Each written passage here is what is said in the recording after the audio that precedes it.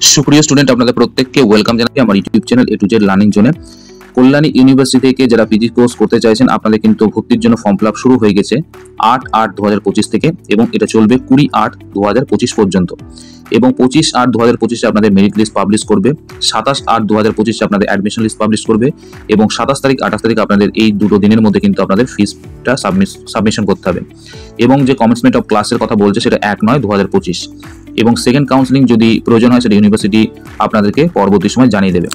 কয়েকটা বিষয় আপনাদেরকে জানানোর আছে। প্রথমত বলে রাখি যে এখানে অ্যাডমিশন নেওয়ার জন্য কিন্তু যে সিটগুলো আপনাদের এখানে উল্লেখ করা আছে প্রত্যেকটি প্রোগ্রামের জন্য, তার 80% সিট কিন্তু হোম ইউনিভার্সিটি স্টুডেন্ট অর্থাৎ কল্যাণী ইউনিভার্সিটি স্টুডেন্টের জন্য, আর 20% সিট কিন্তু আপনাদের আদার যে ইউনিভার্সিটি থেকে যারা আসছেন তাদের জন্য।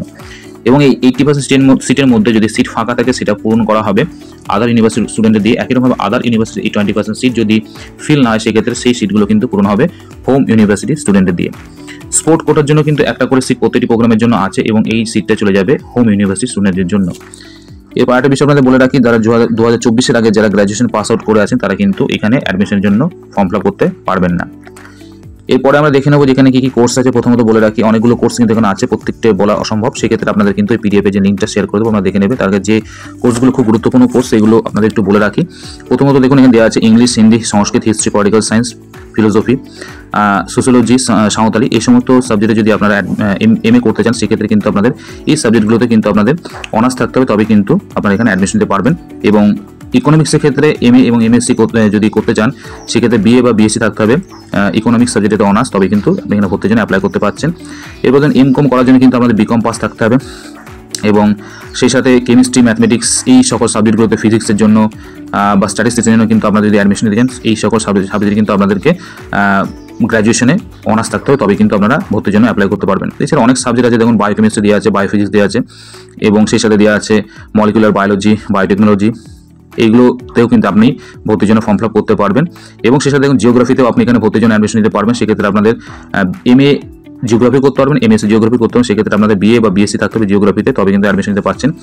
এবং এনভায়রনমেন্টাল সায়েন্সের ক্ষেত্রে বলে রাখি আপনাদের কিন্তু গ্র্যাজুয়েশনে যদি এনভায়রনমেন্টাল সায়েন্স থাকে আপনি অ্যাপ্লাই করতে পারছেন। এছাড়াও biotechnology, biochemistry, chemistry, food nutrition এই সমস্ত সাবজেক্টে যদি আপনাদের গ্র্যাজুয়েশন করা থাকে, বোটানি, ফিজিক্স বা জিওগ্রাফি, তবে কিন্তু আপনি এখানে ভর্তির জন্য অ্যাপ্লাই করতে পারেন।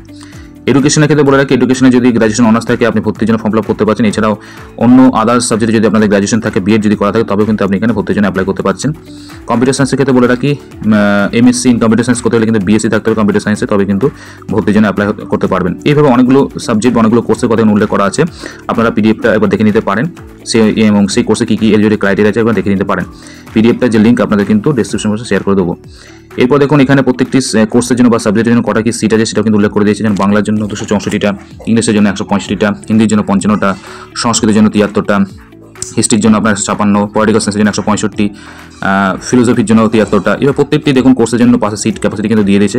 ইকোনমিক্সের ক্ষেত্রে আপনাদের থাকছে 81টা, তারপর দেখুন দিয়েছে নিচে বোটানির জন্য থাকছে 77টা, কেমিস্ট্রির জন্য 90টা, এনভায়রনমেন্টাল সায়েন্সের জন্য 44টা, ম্যাথমেটিক্সের জন্য 30টা, ফিজিক্সের জন্য 88টা, তারপর স্ট্যাটিস্টিক্সের জন্য 66টা, জিওলজির জন্য 79টা, বায়োফিজিক্সের জন্য 20টা, বায়োকেমিস্ট্রির জন্য 30টা, জিওগ্রাফির জন্য 55টা, এনভায়রনমেন্টাল ম্যানেজমেন্টের জন্য 39টা, এডুকেশনের জন্য 100টা, তারপরে কম্পিউটার সায়েন্সের ক্ষেত্রে 30টা, ফুড নিউট্রিশনের ক্ষেত্রে 32টা। এবার প্রত্যেকটি কোর্সের পাশে কিন্তু সিট ক্যাপাসিটি উল্লেখ করা আছে। তবে আরেকবার বলে রাখি সিটের মধ্যে 80% সিট কিন্তু হোম ইউনিভার্সিটির জন্য, আর 20% সিট কিন্তু আপনাদের আদার ইউনিভার্সিটির জন্য কিন্তু উল্লেখ করা আছে।